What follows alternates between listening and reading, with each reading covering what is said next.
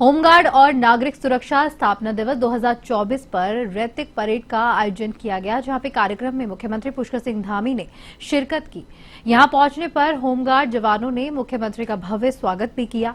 इस दौरान मुख्यमंत्री पुष्कर सिंह धामी ने होमगार्ड विभागीय कैलेंडर का भी विमोचन किया, जहां पर इस अवसर पर मुख्यमंत्री ने होमगार्ड महिला टोलियों की जमकर तारीफ की।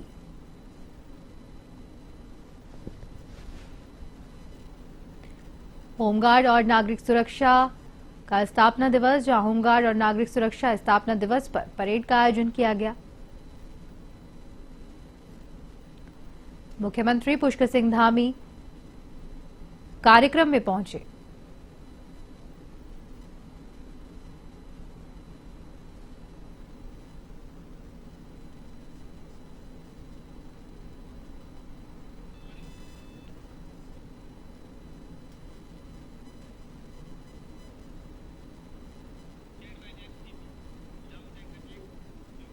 मुख्यमंत्री पुष्कर सिंह धामी ने अपने पैतृक आवास स्थानीय जनप्रतिनिधियों से भेंट कर और स्थानीय जन समस्याओं को सुना। इस दौरान मुख्यमंत्री ने एकत्रित कार्यकर्ताओं से मुलाकात भी करी। मुख्यमंत्री ने जन समस्याओं के निस्तारण के लिए संबंधित अधिकारियों को निर्देशित भी किया। मुख्यमंत्री को देहरादून रवाना होने से पहले लोहिया हेड़ा स्थित हेलीपैड पर गार्ड ऑफ ऑनर दिया गया, जहां इसके बाद मुख्यमंत्री धामी अपने निर्धारित कार्यक्रम में शिरकत करने के लिए देहरादून रवाना हो गए।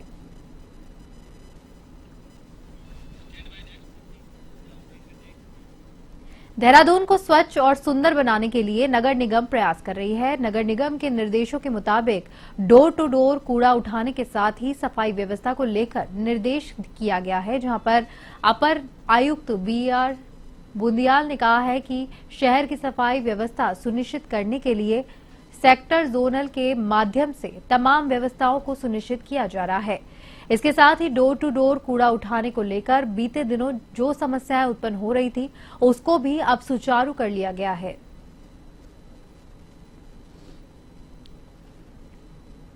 निगम के अंतर्गत जो भी साफ सफाई की बात है, तो DM सर का भी लगातार मार्गदर्शन रहता है, उनका निर्देशन रहता है।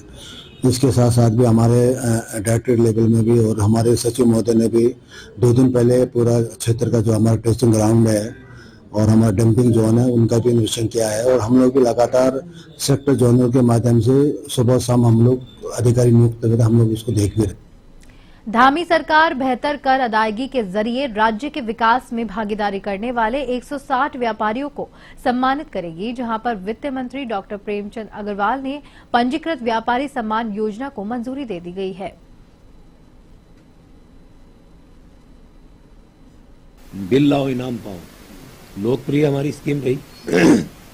इसी प्रकार से जो विभाग है, विभाग के लोगों को मेरे द्वारा बार बार कहा गया कि जो ईमानदार व्यापारी है, जो हमारा करदाता है, जो हमें कर दे रहा है, आखिर उसका भी सम्मान होना चाहिए। और उसके लिए भी हम लोग कोशिश कर रहे हैं कि पूरे प्रदेश भर के उन व्यापारियों को हम सम्मानित करें, जिससे प्रेरणा लेके अन्य व्यापारी भी फिर उस प्रकार का ईमानदारी से GST में। हल्द्वानी में चौराहे चौड़ीकरण अभियान में प्रशासन ने फिर से कार्रवाई करते हुए कुसुमखेड़ा तिराहे पर गुलाबी बिल्डिंग पर पीला पंजा चलाया, जहां SDM पारितोष वर्मा और PWD का एक्शन अशोक चौधरी के नेतृत्व में कुसुमखेड़ा चौराहा चौड़ीकरण अभियान में तेजी लाई गई। SDM पारितोष वर्मा ने बताया,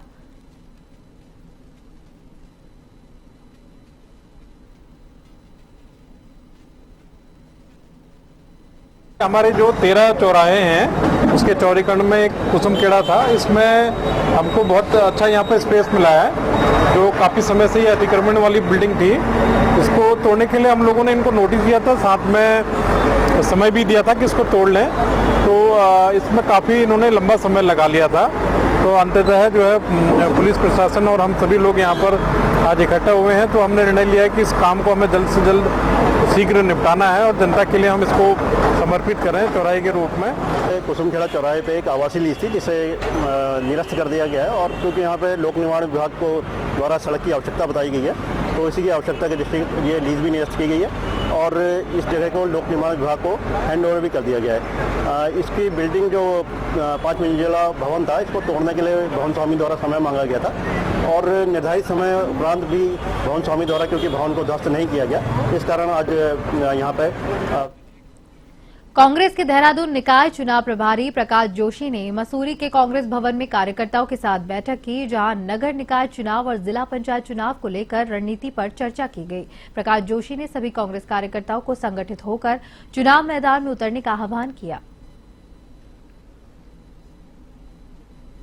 बैठक पहले तो सबसे मुख्यतः पूरी तरह से हमारा जो संगठन का ढांचा होना चाहिए, 13 वार्ड हैं तो 13 कमेटी होनी चाहिए, सशक्त कमेटी होनी चाहिए और उसके अलावा नगर कांग्रेस कमेटी और उसके अलावा जो हमारे वरिष्ठ कांग्रेस के लोग हैं, हमारे जो पार्षद जीत कर आए या नहीं भी जीत पाए, उन उम्मीदवारों पे फोकस थी।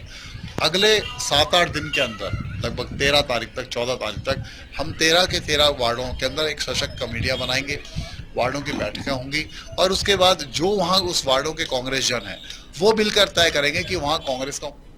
लोहाघाट नगर पालिका के निवर्तमान पालिका अध्यक्ष गोविंद वर्मा ने लोहाघाट डिपो की बदहाली के लिए रोडवेज अधिकारियों को जिम्मेदार बताया। उन्होंने कहा कि उत्तराखंड परिवहन निगम के लोहाघाट डिपो की हालत बद से बदतर हो चुकी है। उन्होंने रोडवेज के अधिकारियों पर आरोप लगाया है कि अधिकारियों की लापरवाही से पर्याप्त मात्रा में बसों के स्पेयर पार्ट्स नहीं मिल पा रहे हैं, जो कि पार्ट्स आ रहे हैं उनकी गुणवत्ता बेहद ही खराब है। जो परिवहन विभाग के अधिकारी हैं आरएम और एआरएम, इनकी लापरवाही को देखते हुए जो हमारे यात्री हैं इनकी जान के साथ खिलवाड़ कर रहे हैं और गाड़ियां रोडवेज बस अड्डे से बाहर निकलते ही खराब हो जा रही हैं। कोई 1 किलोमीटर में, कोई 10 किलोमीटर में, कोई 25 किलोमीटर के अंदर बहुत सारी शिकायत आ रही है कि हमेशा गाड़ियां खराब दे रही हैं और वहाँ मालूम किया गया तो वर्कशॉप में और ये सुनने में आ रहा है कि जो इनके पार्ट्स आ रहे हैं, पार्ट्स अच्छी क्वालिटी के नहीं आ रहे हैं और इनसे बार बार शिकायत करने के बाद भी और जो आरएम और एआरएम है इनके द्वारा जो यहाँ के कर्मचारी हैं परिवहन। खटीमा सितारगंज रोड पर 2 मोटरसाइकिल की टक्कर में एक व्यक्ति की मौत हो गई है। इस हादसे में 3 लोग घायल हो गए हैं, जहां दोनों मोटरसाइकिल पर 2-2 व्यक्ति सवार थे। घायलों को नागरिक चिकित्सालय खटीमा लाया गया, जहां मृतक असलम बारूबेटा खटीमा के रहने वाले थे, जो कि अपनी मोटरसाइकिल से सितारगंज रोड पर जा रहे थे।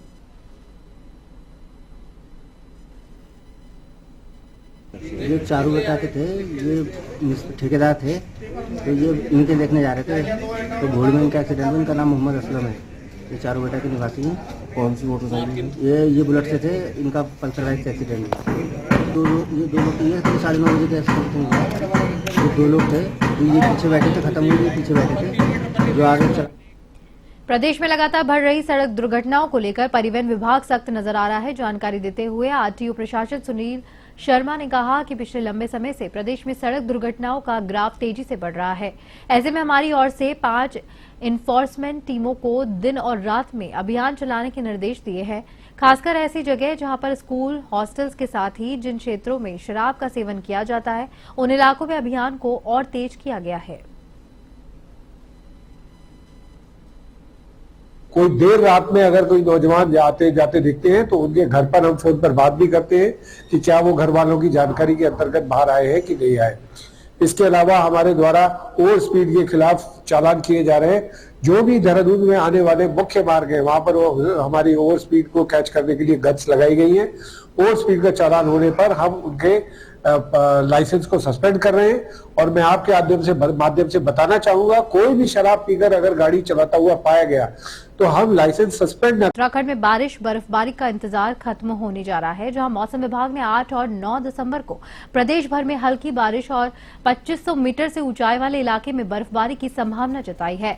प्रदेश में अक्टूबर नवंबर में बारिश नहीं होने के कारण तापमान सामान्य से ऊपर चल रहा है, जहां मौसम विभाग केंद्र के मौसम वैज्ञानिक रोहित थपलियाल का कहना है कि 8 और 9 दिसंबर को प्रदेश में पश्चिम विक्षोभ का असर दिखेगा। इससे प्रदेश भर में हल्की बारिश और 2500 मीटर से ऊंचाई वाले क्षेत्र में बर्फबारी होने के आसार है। इसके बाद अगले 3 से 4 दिन में तापमान में 2-4 डिग्री की कमी आने से ठंड बढ़ेगी।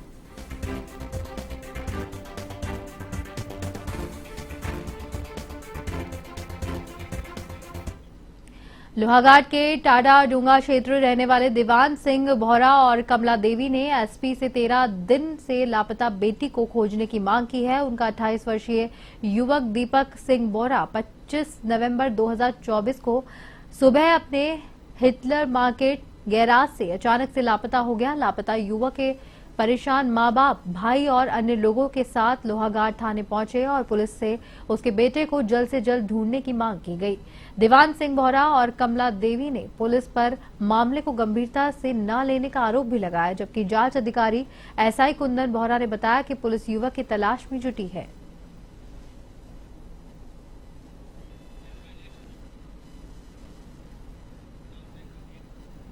वन आरक्षी भर्ती में चयनित हुए छात्र ने प्रतीक्षा सूची में चयनित 162 वन आरक्षी को अभी तक नियुक्त नहीं देने का विरोध किया है। प्रेस वार्ता में उन्होंने बताया कि इसको लेकर चयनित छात्रों में आक्रोश व्याप्त है। वन आरक्षी प्रतीक्षा सूची का अंतिम चयन परिणाम यूकेपीएससी द्वारा निकाला गया, जहां तुरंत अंतिम चयन परिणाम आने के पश्चात भी चयनित अभ्यर्थियों को नियुक्ति नहीं दी गई। इस कारण सभी चयनित अभ्यर्थी परेशान और हताश हुए और वन मुख्यालय में धरना देने के लिए मजबूर हुए। उनकी मांग है कि वन आरक्षी प्रतीक्षा सूची में चयनित अभ्यर्थियों को तत्काल नियुक्ति दी जाए। और उसके बाद हमारी ज्वाइनिंग होनी थी, लेकिन वन विभाग द्वारा अभी 5 महीने होने के बाद भी हमें ज्वाइनिंग नहीं दी गई है। इसीलिए हम यहाँ पे धरना कर रहे हैं। हमने 2 बार यहाँ पे धरना किया है वन विभाग के बाहर पे। इससे पहले हमने 6 नवंबर को धरना किया था और 11 नवंबर तक हमारा धरना चला था। 11 नवंबर को वन मंत्री सुबोध उनियाल जी हमारे बीच आए थे और उन्होंने ये कहा था, यह आश्वासन दिया था कि आपका प्रकरण जो है सुलझ रहा है और आपको तो जल्दी ही नियुक्ति मिलेगी।